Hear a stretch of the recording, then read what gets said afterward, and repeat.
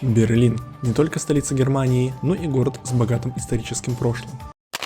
Важные события истории 20 века нашли свое отражение в городской среде. Это и ужасы национал-социализма, и эпоха разделенной Германии. Как Берлин способен рассказать об этих темах, задействовав визуальное восприятие человека. Такова тема цикла из 2 видео. Это первая часть о берлинских памятниках, зданиях и монументах, отсылающих к событиям первой половины 20 века. История Германии 30-40-х годов прошлого века связана с одним из самых известных монументов Берлина. Между Бранденбургскими воротами и Потсдамер-плац расположен мемориал жертвам Холокоста. Холокост – это, как и Вторая мировая война, черный след в истории Германии, плод политики Адольфа Гитлера. Когда он в 1933 году занял пост рейхсканцлера Германии, а национал-социализм стал единственной идеологией в стране, по сути был запущен процесс преследования и уничтожения евреев, продолжавшийся вплоть до 1945 года. Антисемитизм, а вернее его проявление в виде Холокоста, погубило около 6 миллионов человек. Данный мемориал открыт в 2005 году. Площадь, на которой установлены более 2700 серых тумб, со стороны выглядит не особо угрюмо, но если зайти внутрь мемориала, можно оказаться в узком проходе между серыми тумбами и ощутить одиночество и отстраненность от мира. Для того, чтобы увековечить память о людях, погибших от произвола нацизма, немецкий художник Гюнтер Демник основал проект Штольперштайна, дословно «камни преткновения». Латунные таблички с именами жертв нацизма вмонтированы в тротуарное покрытие в тех местах, которые стали последним адресом работы или проживания упомянутых на табличках людей. Проект стал общеевропейским.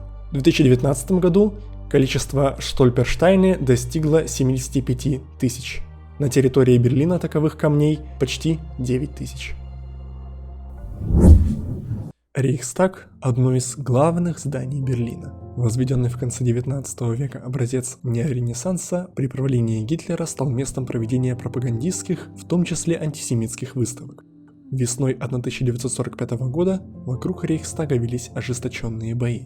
Здание изначально создавалось как место для заседаний парламента, однако первое послевоенное заседание целого немецкого Бундестага прошло лишь в 1999 году, когда закончилась большая реконструкция здания Рейхстага по проекту знаменитого архитектора Нормана Фостера. Благодаря этому проекту у Рейхстага появился стеклянный купол, символ открытости миру.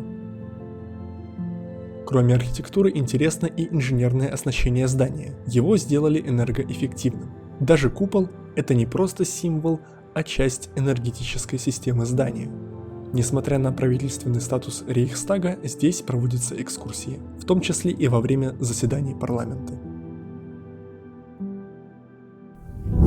Неподалеку от Рейхстага и мемориала жертвам Холокоста в парке Тиргартен расположен монумент советским воинам, павшим в борьбе с нацистскими захватчиками.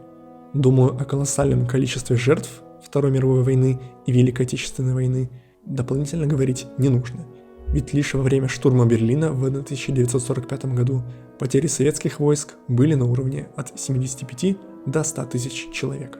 Данный мемориал был возведен в 1945 году по проекту советских скульпторов и по сей день находится в отличном состоянии и служит напоминанием об ужасах войны. Кроме того, за фигурой советского солдата расположено захоронение останков советских воинов.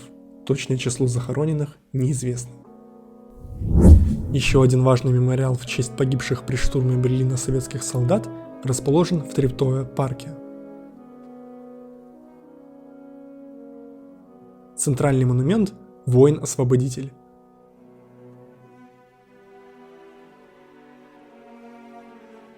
Однако я бы обратил внимание на памятник скорбящей матери.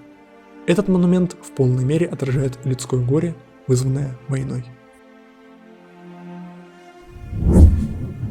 Еще в Берлине можно встретить руины церквей. Это символ того, что война в целом негативно влияет на культуру человечества. Посреди многочисленных магазинов престижного района Шарлоттенбург возвышается церковь кайзера Вильгельма, вернее ее остатки. Церковь построена в конце 19 века и была частично разрушена во время Второй мировой войны. На предложение о ее сносе после окончания войны горожане отправили тысячи писем с выражением недовольства. Именно поэтому на площади теперь две церкви. Укрепленная старая и новая с концертным залом. Руины Клостеркирхе, расположенные недалеко от Александрплац, также являются приметой послевоенного Берлина. На этом месте церковь существовала еще с 13 века.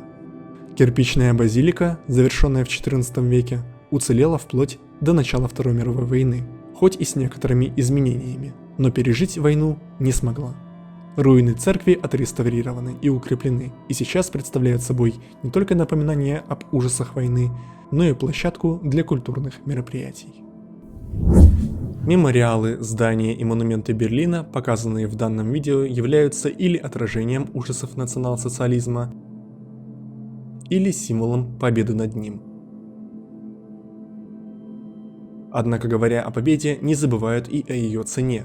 Жертвы среди мирного населения, разрушения, голод и многие другие, безусловно, ужасные последствия войн.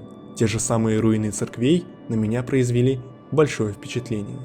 Именно так работает механизм, чтобы принцип «можем повторить» не сумел в сознании человека вытеснить идею о недопустимости новой войны. Последнее, о чем сегодня стоит рассказать, про Центр топография террора. Он существует на месте здания, в котором во времена правления Гитлера располагалась тайная полиция, носившая название Гестапо. Центр топография террора рассказывает о произволе полицейских институтов нацистской Германии и собирает соответствующие документы. Выставка о преступлениях национал-социализма под открытым небом, организованная в разрушенных подвалах Гестапо, соседствует с символом, который относится к истории Берлина второй половины 20 века. Об этом пойдет речь во второй части.